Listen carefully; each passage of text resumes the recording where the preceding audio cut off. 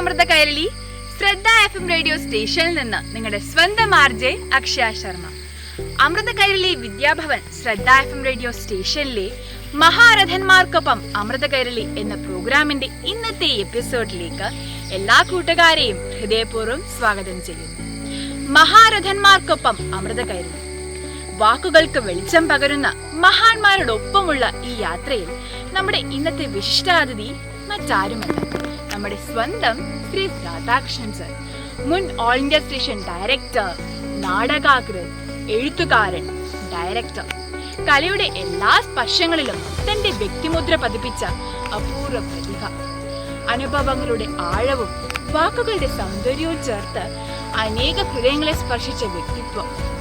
അദ്ദേഹത്തിന്റെ ചിന്തകളുടെയും അനുഭവങ്ങളുടെയും ലോകത്തേക്ക് ഒരു സ്നേഹയാത്ര പോവാൻ ഞങ്ങൾ ശ്രദ്ധ FM റേഡിയോ ജോക്കീസ് തയ്യാറായി കഴിഞ്ഞു. ഒരിക്കൽ കൂടി എല്ലാ കൂട്ടുകാരെയും ഇന്നത്തെ ഈ മനോഹരമായ എപ്പിസോഡിലേക്ക് സ്നേഹപൂർവ്വം സ്വാഗതം ചെയ്യുന്നു.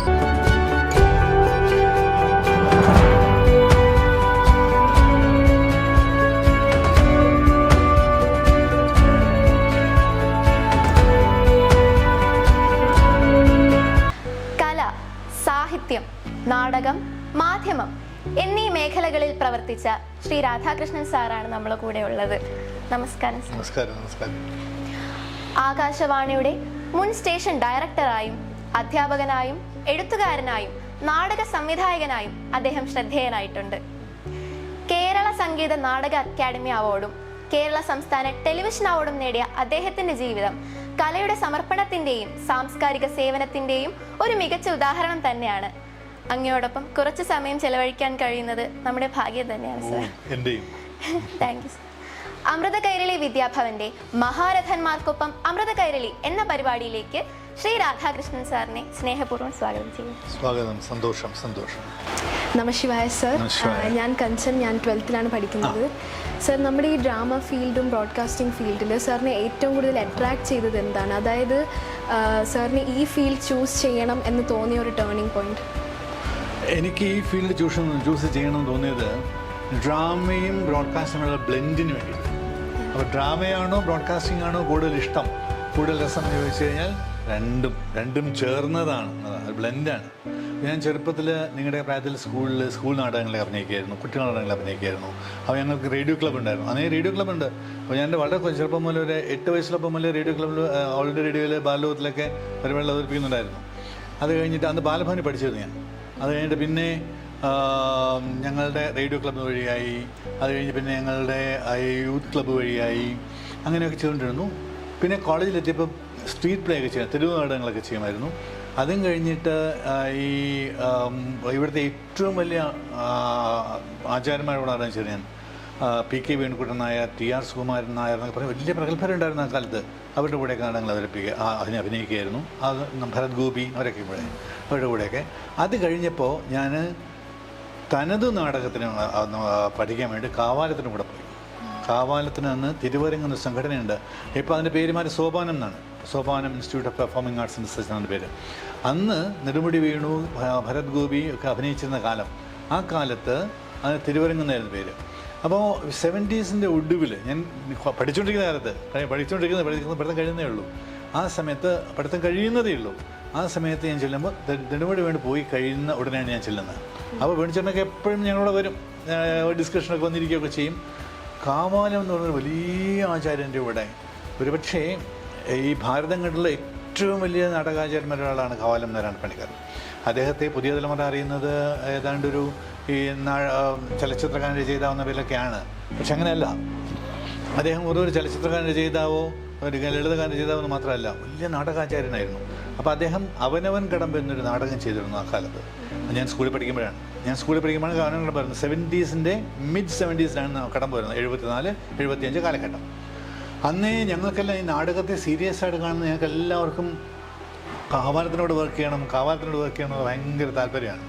അപ്പോൾ ഞാൻ തിരുവനാട് വെച്ചിരിക്കുമ്പോഴത്തേക്കാണ് കാവാലത്ത് നാടക സംഘത്തിന് ക്ഷണം വരുന്നത്. എൻ്റെ ഒരു അങ്കിൾ എന്നോട് പറഞ്ഞു, എന്താ പണിക്കരേൻ്റെ കൂടെ വർക്ക് ചെയ്തൂടെ എന്ന് ചോദിച്ചു. ഞാൻ പറഞ്ഞു, പിന്നെ ഓഫ് കോഴ്സ്, അതിനുവേണ്ടിയല്ല നമ്മൾ ഇരിക്കുന്നത് തന്നെ പറഞ്ഞു.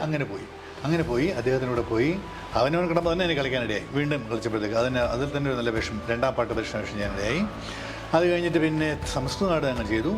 അങ്ങനെ ഭാരതത്തിലെ ഏതാണ്ട് എല്ലാ പ്രധാനപ്പെട്ട നാടകോത്സവങ്ങളും പങ്കെടുക്കാൻ പറ്റുന്നുണ്ട്. ഉജ്ജയിനിയിലെ കാളിദാസ് ഫെസ്റ്റിവൽ എന്നാണ്. കാളിദാസ് ഫെസ്റ്റിവൽ കാളിദാസിൻ്റെ സ്മരണയ്ക്ക് വേണ്ടി നടത്തുന്നത്, ഉജ്ജയിനി നടത്തുന്നതാണ്. ഉജ്ജയിനിയാണ് കാളിദാസ് നഗരം, അറിയാമല്ലോ. അപ്പോൾ കാളിദാസ് സമാരോഹിൽ, പിന്നെ കൽക്കട്ടയിൽ നന്ദിഘാട്ട് ഫെസ്റ്റിവലിൽ, ഡൽഹിയിലെ സംഗീത അക്കാദമി കേന്ദ്ര സംഗീത ഫെസ്റ്റിവലിൽ, ഡൽഹിയിലെ നാഷണൽ സ്കൂൾ ഓഫ് ഡ്രാമയുടെ ഫെസ്റ്റിവലിൽ, ഭോപ്പാൽ റിംഗ്മണ്ടൽ ഫെസ്റ്റിവലിൽ എന്ന് വേണ്ട ഭാരതത്തിലെ പ്രധാനപ്പെട്ട എല്ലാ നാടകോത്സവങ്ങളിലും പങ്കെടുക്കാനുള്ള അവസരമുണ്ടായി. അങ്ങനെ ഇരിക്കുമ്പോഴേക്കാണ് എനിക്ക് ഒരു ബാങ്കിൽ ജോലി കിട്ടുന്നത്. ഞാൻ ഈ ആകാശം വരുന്ന ഒരു ബാങ്കിലായിരുന്നു, സ്റ്റേറ്റ് ബാങ്ക് ഓഫ് ട്രാവൻകൂർ. അതിപ്പോഴില്ല, ഇപ്പോൾ സ്റ്റേറ്റ് ബാങ്ക് ഓഫ് ഇന്ത്യയായിട്ട് ലയിച്ചു, സ്റ്റേറ്റ് ഇന്ത്യയുടെ ഭാഗമാണ്. സ്റ്റേറ്റ് ബാങ്ക് ഓഫ് ട്രാവൻകൂർ ജോലി കിട്ടി. അപ്പോൾ ബാങ്കിൽ നാടകങ്ങൾ കളിക്കുമായിരുന്നു. അപ്പോൾ കാവാലത്തിനോടൊപ്പം നാടകങ്ങൾ അവതരിപ്പിക്കുന്നതോടൊപ്പം തന്നെ ഈ ബാങ്കിൽ നാടകം കളിക്കണം. ആ കാലത്താണ് ഞാൻ എൻ്റെ ഗുരുനാഥനോടൊപ്പം വിദേശങ്ങളിൽ സഞ്ചാരത്തിന് പോയൊക്കെ, റഷ്യ, ലാറ്റ്വിയ, ലിത്വേനിയ പറയുന്ന രാജ്യങ്ങളിൽ ഒരുപാട് വിദേശ രാഷ്ട്രങ്ങളിൽ ഞാൻ പോവുകയുണ്ടായിരുന്നു. ഭാരതത്തെ പ്രതിനിധീകരിച്ച് പോകുമായിരുന്നു, ഭാരതീയ നാടകവേദി പ്രതിനിധീകരിച്ച്. അങ്ങനെ ഇരിക്കുമ്പോഴേക്കാണ് ഓൾ ഇന്ത്യ റേഡിയോയിലും ദൂരദർശനിലുമായിട്ട് ഈ വേക്കൻസി ക്ഷണിച്ചുകൊണ്ട് പരസ്യം കാണുന്നത്. അപ്പോൾ ചാടി വീണു. അന്ന് ഉദ്ദേശിച്ചത് ഓൾ ഇന്ത്യ റേഡിയോയിൽ ജോലി കിട്ടിയാൽ 24 മണിക്കൂർ നാടകത്തിൽ ജീവിക്കാം എന്നാണ്. പക്ഷെ അതിനൊന്നും സാധിച്ചില്ല.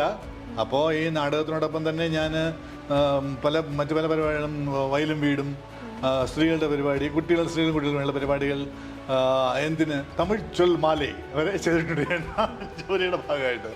പക്ഷേ എങ്കിലും നാടകത്തിന് ഒരുപാട് അവസരം കിട്ടിയെടുക്കുന്നത് വാസ്തവമാണ്.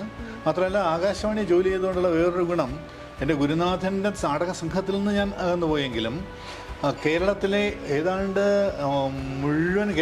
മുഴുവനും സഞ്ചരിക്കാനും ഈ തെക്കേറ്റം മുതൽ വടക്കേറ്റം വരെയുള്ള കലാരൂപങ്ങളുമായിട്ട് അടുത്തിടപഴകാനും, എങ്ങനെയാണ് നമ്മുടെ നാടോടി പരമ്പരാഗത കലാരൂപങ്ങൾ എൻ്റെ ഗുരുനാഥൻ നാടകത്തിൽ അലിയിച്ചു ചേർത്തിരുന്നതെന്ന് കൃത്യമായി നേരിട്ട് കണ്ട് പഠിക്കാൻ പറ്റി.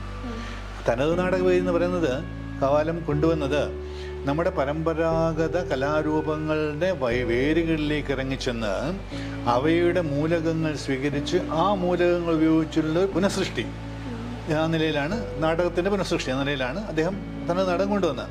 അപ്പോൾ ഞങ്ങളുടെ തമിഴ്നാട്ടിൽ അഭിനയിക്കുമ്പോൾ അതിൻ്റെ തിയറി പഠിച്ചിട്ടില്ല അഭിനയിക്കുന്നത്. അദ്ദേഹം പറഞ്ഞു തരുന്ന പോലെ ചെയ്യുന്നു എന്നുള്ളതാണ്. അദ്ദേഹം പറഞ്ഞു തരുന്നത് നമ്മുടെ ഒരു ക്രിയേറ്റിവിറ്റി ഉപയോഗിച്ച് നമ്മുടെ സർഗാത്മകത കൊണ്ട് പൊലിപ്പിച്ച് ചെയ്യുക, അങ്ങനെ ചെയ്യാം. പക്ഷേ ഇത് കഴിഞ്ഞിട്ട് റേഡിയോയിൽ ചേർന്നപ്പോൾ, റേഡിയോയുടെയും ദൂരദർശൻ്റെ ഭാഗമായിട്ട് ഞാൻ തിരുവനന്തപുരം, മഞ്ചേരി, കോഴിക്കോട്, കണ്ണൂർ, ലക്ഷദ്വീപ് ഇവിടെയൊക്കെ ജോലി കിട്ടുന്നുണ്ട്. അപ്പോൾ പലർക്കും സ്റ്റേഷൻ ഡയറക്ടറായിട്ട് ജോലി കിട്ടുന്നുണ്ട്. അപ്പോൾ അങ്ങനെ വന്നപ്പോൾ അവിടെയൊക്കെയുള്ള കലാകാരന്മായിട്ട് അടുത്ത് ഇടപഴകാനും, ഇപ്പോൾ തെയ്യക്കാരുമായിട്ടൊക്കെ ഞങ്ങളിവിടെ കാവാലത്തിൻ്റെ കൂടെ നാടകം ചെയ്യുമ്പോൾ കണ്ണൂരിൽ നിന്ന് ആ തെയ്യത്തിൻ്റെ ആൾ തിരുവനന്തപുരത്തേക്ക് വന്നിട്ട് അദ്ദേഹം ഞങ്ങളുടെ ഇവിടെ വെച്ച് തെയ്യത്തിൻ്റെ ചുവടുകളും റിച്വൽസൊക്കെ പഠിപ്പിക്കും. അതിനനുസരിച്ച് ഞങ്ങളുടെ കഥാപാത്രത്തെ മോൾഡ് ചെയ്യും. അങ്ങനെയായിരുന്നു. പക്ഷേ ഞാൻ കണ്ണൂർ ചെന്നിട്ട് അതേ തറവാട്ടിൽ തന്നെ, ആ തെയ്യക്കാരൻ്റെ തറവാട്ടിൽ തന്നെ പോയി രാത്രി മുഴുവൻ ഉറക്കം വിളച്ചിരുന്ന് അതിൻ്റെ ഒരുക്കങ്ങൾ മുതൽ അവസാനം തെയ്യം വരുന്നവരെയുള്ള ഭാഗങ്ങൾ മുഴുവൻ കാണുകയും അവരുടെ കൂടെ ഭക്ഷണം കഴിക്കുകയും അവരുടെ ചാറ്റുപാടെ റെക്കോർഡ് ചെയ്യുകയും ഒക്കെ ചെയ്തിട്ടാണ്. അദ്ദേഹം എന്ന് പറയുന്നത് ഞങ്ങളുടെ അവിടുത്തെ പെരുമലയും തറവാട്ടപ്പെട്ട ആളാണ്. അപ്പോൾ അതൊക്കെ ചെയ്തു വരാൻ വരുമ്പോഴത്തേക്ക് അങ്ങനെ വലിയ പ്രയോജനമുണ്ടായി. അപ്പം അങ്ങനെ എനിക്ക് അതൊക്കെ റേഡിയോയിൽ ഉപയോഗിക്കാനും പറ്റി.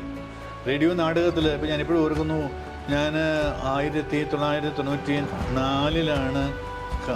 91 കണ്ണൂരേക്ക് പോകുന്നത്. 91 കണ്ണൂർ, 92 നാടകോത്സവത്തിൽ കണ്ണൂർ നിലയത്തിൻ്റെ നാടകം, ഞങ്ങൾക്ക് അന്ന് റേഡിയോ നാടകോത്സവം എന്ന ഏർപ്പാടുണ്ട്, ഇപ്പോഴും ഉണ്ട് റേഡിയോ നാടകോത്സവം. അപ്പോൾ ആ നാടകത്തിനകത്ത് TN പ്രകാശ് എന്ന് പറയുന്ന വളരെ പ്രശസ്തനായ ചെറുകഥാകൃത്തുണ്ട്, നോവലിസ്റ്റുണ്ട്. അദ്ദേഹം അന്ന് ചെറുകഥാകൃത്ത് നോവലിസ്റ്റാണ്. ഇന്ന് അദ്ദേഹം മരിച്ചുപോയി. ഇപ്പോൾ നല്ല ചങ്ങാതിയായിരുന്നു പ്രകാശിനെ മഞ്ഞുമൂടിയ മലമുടികൾ നാടകം ചെയ്തു. നെടുമുടി വേണുവാണ് ഞാൻ വിളിച്ചുകൊണ്ട് വരുന്നത് പ്രധാന വേഷം ചെയ്യിച്ചത്. മേടിച്ചിട്ട് വന്നു, കണ്ണൂർ വന്ന് പ്രധാന വേഷം ചെയ്തു. അതിൽ ഒരു സ്വപ്നത്തിൻ്റെ സീനുണ്ട്. നായിക സ്വപ്നം കാണുന്നു, പക്ക ഫാൻറ്റസിയാണ്. ആ ഫാൻറ്റസിനെ വർക്കൗട്ട് ചെയ്ത് ഈ തെയ്യത്തിൽ നിന്ന് കിട്ടിയ കൾച്ചർ ഉപയോഗിച്ചിട്ടാണ്. തെയ്യത്തിൻ്റെ വാചാൽ, തെയ്യം സംസാരിക്കുന്ന വാചാൽ എന്ന് വേണം പറയാം. അങ്ങനെ ആയിക്കൊണ്ട് ഞാനും നയനാറും ഇങ്ങനെ ഒരു സാധനമുണ്ട്, ഒരു വല്ലാത്ത ഈണമുണ്ട് അതിനകത്ത്. ആ തെയ്യത്തിൻ്റെ വാചാൽ ഉപയോഗിച്ചിട്ടാണ് ആ ഒരു എലമെൻറ്റിൽ നിന്ന്, തെയ്യത്തിൻ്റെ വാചാലിൻ്റെ എലമെൻറ്റ്സ് ഒന്ന് റീക്രിയേഷൻ ആയിരുന്നു ആ ഡ്രീം സീക്വൻസ്. അതിന് ഒരുപാട് അർത്ഥം നമുക്ക് കിട്ടി. അപ്പോൾ ഇങ്ങനെയൊക്കെയാണ് എൻ്റെ ഗുരുനാഥൻ ചെയ്തുകൊണ്ടിരുന്നതെന്നുള്ളത് ഞാൻ തന്നെ ചെയ്തു വരുമ്പോഴേക്ക് എനിക്ക് മനസ്സിലാക്കാൻ ബ്രോഡ്കാസ്റ്റിംഗ് മീഡിയ അതിന് സഹായിച്ചു. അപ്പം അങ്ങനെ തിയേറ്ററിൻ്റെ സാധ്യതകളിലേക്ക്, അനന്തമായ അപാരമായ സാധ്യതകളിലേക്ക് ആഴ്ന്നിറങ്ങാൻ എനിക്ക് ബ്രോഡ്കാസ്റ്റിംഗ് മീഡിയവും സഹായമായി. So what I was doing was a blending of both the media, theatre as well as broadcasting. മനസ്സിലായില്ലേ? അങ്ങനെയാണ്. അതുകൊണ്ട് ഒന്നും പ്രത്യേകമല്ല. Each forms integral part of the blend. Okay, thank you sir. Thank you. എന്തൊരു ഒഴുക്കാണ് സാറിന്റെ വാക്കുകൾക്ക്. അറിവും ആഹ്ലാദവും നിറഞ്ഞു നിന്ന നിമിഷങ്ങൾ. ഈ യാത്ര ഇനിയും തുടരും. Till then, let's take a short break.